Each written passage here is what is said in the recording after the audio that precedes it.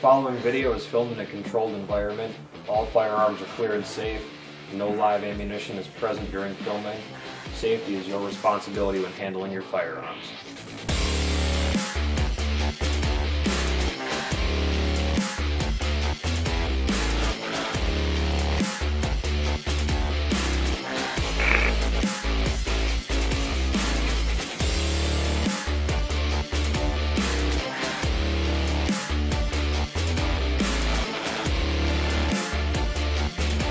Alright guys, video 3 of selecting a defensive handgun.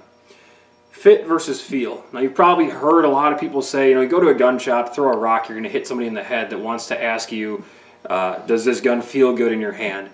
That's good. Having a gun that feels good is something that we all prefer for a lot of reasons that we're going to talk about in a couple of minutes, but primarily you need a gun that fits good. So some of the criteria for selecting a gun that fits good are some of the obvious things that we've talked about. If you watch this series, it might be repetitive. If you haven't, welcome to it. Here we go. So fitting a gun in your hand, can you reach all of the controls on the gun?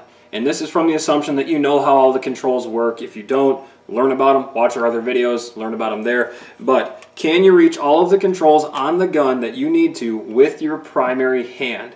Worst case scenario with either hand, your left or right hand, but certainly you don't want to be cross-functioning the gun. So for example, as a right-handed shooter, you should be able to reach the slide lock or the slide release, whatever you want to call it. You should be able to reach the trigger as an obvious one, any type of thumb safety or backstrap safety, and the magazine release, be that single-sided or ambidextrous. If you can't run that with one hand, the gun is too big for you.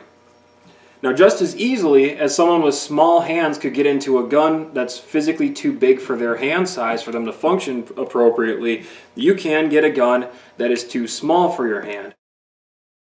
We're using this SIG 938 as an example. Outstanding gun, very popular in the concealed carry market. Now, you can put this thing in your pocket with a good pocket holster and you won't even know it's there.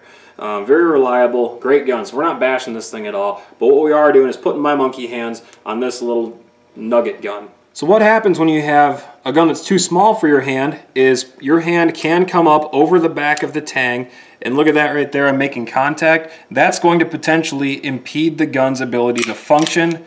The slide right there, certainly it could cause damage to my hand. Releasing the magazine becomes a bit of an issue because my hand is so packed in on here that my fingers are getting in the way of my thumb releasing that magazine. Working the safety becomes hard because instead of pushing with the corner area of your thumb against that safety where you have a lot of positive contact, I'd be pushing with somewhere down around the base of the knuckle of my thumb.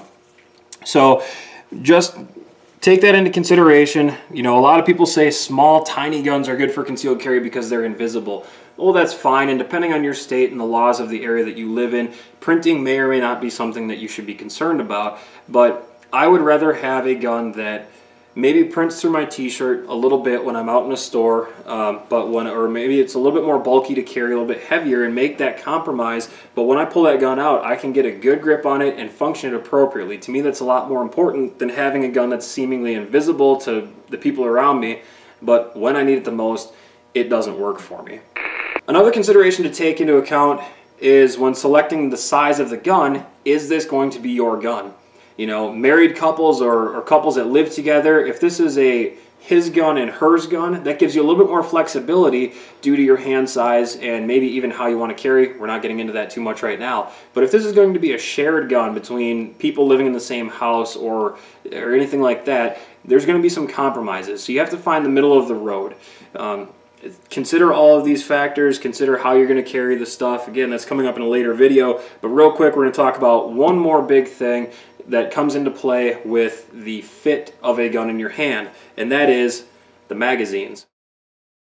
Double stack versus single stack, there's obvious differences here in terms of width, very blatant. The double stack is literally twice as wide as a single stack magazine, which will not only affect the capacity of ammunition you have the ability to carry, but also the diameter and the size of the grip of that gun.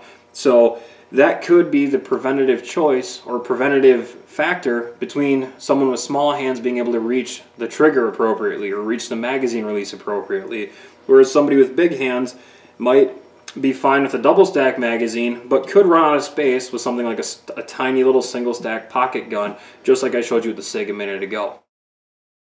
Lastly, we're going to come back to that timeless gun store question of feel, ergonomics. How does the gun feel in your hand?